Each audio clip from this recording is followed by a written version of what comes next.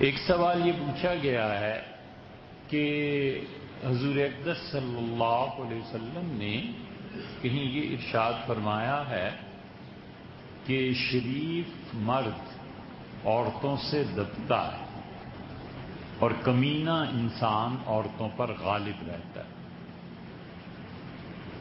یہ کسی نے حدیث بیان کی ہے، پورے ذخیرہ حدیث میں کوئی ایسی بات نہیں،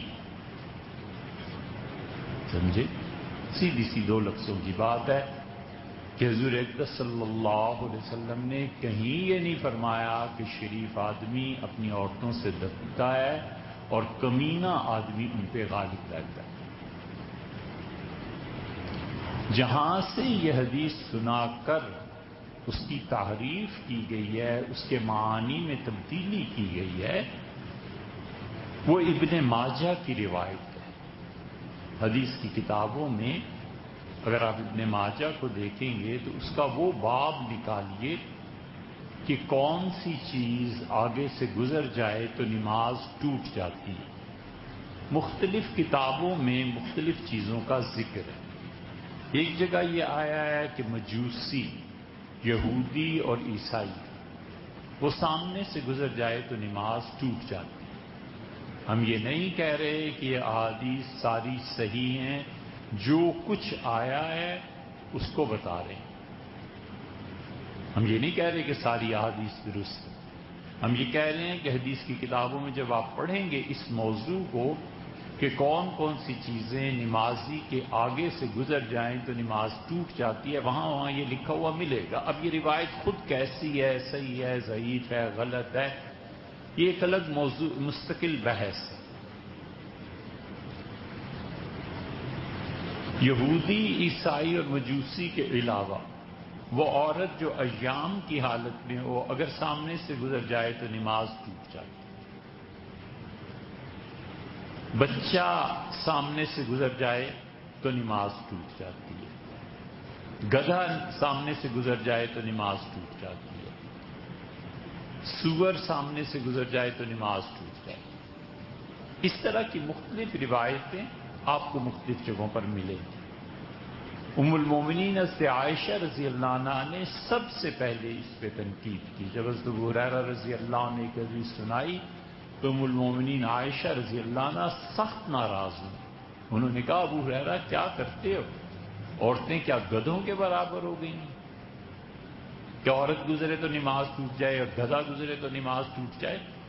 انہوں نے اس برہمی کا اظہار بھی فرمایا حضرت ابو ہریرہ رضی اللہ عنہ سے، اور پھر انہوں نے کہا کہ ایسی بات نہیں ہے۔ اسی لیے مسلم کی شرح میں امام نووی رحمۃ اللہ علیہ جب احادیث کو لائے ہیں تو انہیں کئی جگہ پر اس کی تعویل کرنی پڑی ہے، اور اس بات کو ائمہ نے تسلیم کیا ہے کہ کوئی چیز ایسی نہیں ہے جو سامنے سے گزرے اور نماز ٹوٹ جائے۔ ہم حنفیوں کا پکا مسلک یہی ہے کہ چاہے وہ گدھا ہو، چاہے وہ کوئی ہو، جانور ہو، انسان ہو، کوئی مذہب ہو، کوئی چیز ہو، عورت اور مرد کسی حالت میں ہو، سامنے گزرنے والے سے نماز نہیں ٹوٹتی۔ یہ پکی بات۔ سامنے گزرنے والے سے گزر رہا ہو تو اسے کیا کرنا چاہیے؟ حضور اقدس صلی اللہ علیہ وسلم نے فرمایا تم اسے ہاتھ سے روک دو کہ تمہارے سامنے سے نہ گزرے۔ اس کا مطلب یہ ہوا کہ ہاتھ زیادہ سے زیادہ پہنچے گا سجدے کی جگہ تک، تو سجدے کی جگہ اور پاؤں اس کے درمیان سے جو آدمی یا جو جانور یا جو چیز گزرے اسے روکو۔ ایک جگہ حدیث شریف میں آیا ہے صحیح معنی میں، صحیح روایت میں کہ رسول اللہ صلی اللہ علیہ وسلم اس سے جنگ کرو، جدال کرو، مطلب یہ کہ کوشش کرو، محنت کرو، ہمت کرو، اسے روک دو کہ تمہارے سامنے سے نہ گزرے۔ یہ ہمارا مسئلہ ہے۔ اسی لیے عرب جب کسی کو روک دیتے ہیں نماز پڑھتے ہوئے تو اصل میں انہی روایات پر اس حدیث پر عمل کر رہے ہوتے ہیں، اور اس کی ایک عقلی وجہ یہ بھی ہے کہ انسان سجدہ جہاں کرتا ہے، اب سامنے والا گزر رہا ہے، ممکن ہے کہ سجدے کی جگہ پہ اس کا پاؤں پڑے تو آدمی سجدہ کرے تو بڑا عجیب سا محسوس ہوتا ہے، نظافت طبع کی بنیاد پر کہ ایک آدمی یہاں پاؤں رکھ کے گزرا ہے، پتہ نہیں اس کے پاؤں پاک ہیں ناپاک ہیں، گندے ہیں صاف ہیں، تو آدمی کو کراہت محسوس ہو۔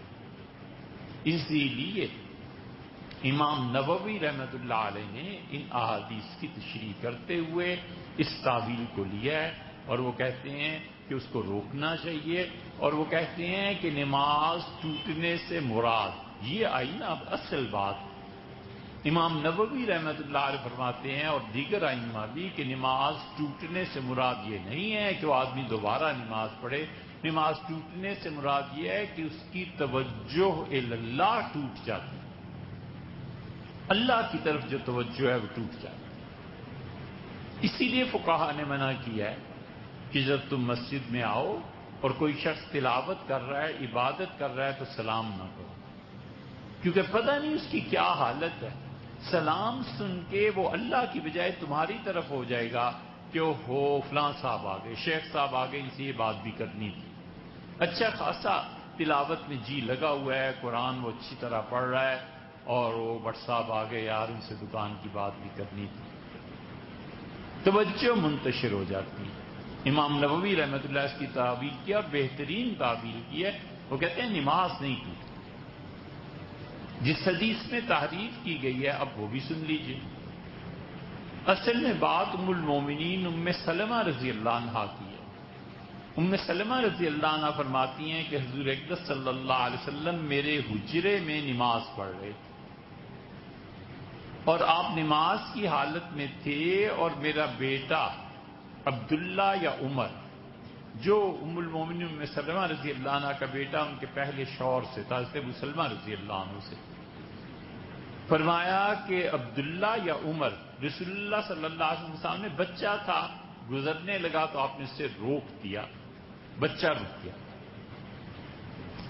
اور اس کے بعد میری بیٹی زینب وہ کھیلتی ہوئی رسول اللہ صلی اللہ علیہ وسلم کی سوتیلی بیٹی تھی، آگے سے گزرنے لگی تو آپ نے اسے روکا، لیکن بچی طرح دے کر آگے سے گزر گئی، یعنی تھوڑی سی آگے ہو کے یا کسی طرح سے بھی جھک کے وہ آگے سے نکل گئی، تو حضور صلی اللہ علیہ وسلم سلام پھیرا نماز پوری کر کے، اور آپ نے کہا ہن اغلب، یہ عورتیں جو ہیں نا یہ غالب آ ہی جاتی ہیں،